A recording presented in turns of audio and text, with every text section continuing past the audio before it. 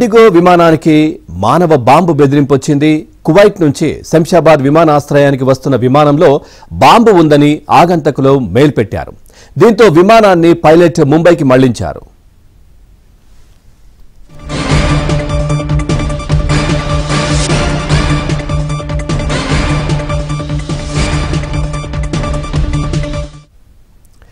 ఇదే విషయానికి సంబంధించి మరింత సమాచారాన్ని మా క్రైమ్ కరెస్పాండెంట్ మణికంఠ అందిస్తారు. మణికంఠ,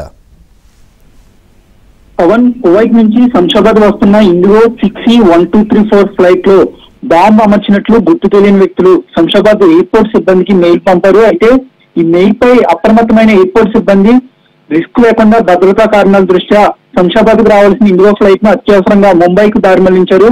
అక్కడ ప్రస్తుతం IndiGo flight Chhatrapati Shivaji international airport లో ల్యాండ్ అయింది.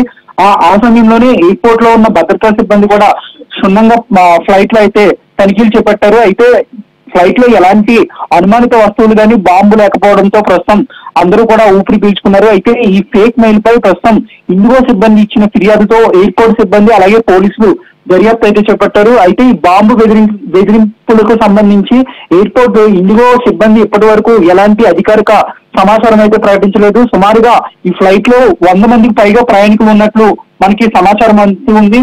కువైట్ నుంచి అర్ధరాత్రి 1 గంటన్నరకు బయలుదేరిన ఈ విమానం ఉదయం 8:30 శంషాబాద్ కు చేరుకోవాల్సి ఉంది. అయితే విమానంలో బాంబు అమర్చినట్లు సమాచారం రావడంతో ప్రస్తుతం ఆ ఫ్లైట్ ముంబైలోనే ఉంది. అయితే ప్రయాణికులు మాత్రం తీవ్ర భయోందనలకు గురయ్యారు. అయితే బాంబు లేదని నిర్ధారణకు రావడంతో అందరూ కూడా ఊపిరి పీల్చుకున్న సిచ్యువేషన్ కూడా కనిపిస్తుంది. ప్రస్తుతం ఈ ఇండిగో ఫ్లైట్ ముంబై నుంచి శంషాబాద్ కు బయలుదేరినట్లుగా సమాచారం అందుతుంది. మరికొద్ది సేపట్లోనే ఇండిగో ఫ్లైట్ శంషాబాద్ లో ల్యాండ్ కానుంది. Pawan, right, thank you Manikantha, thanks.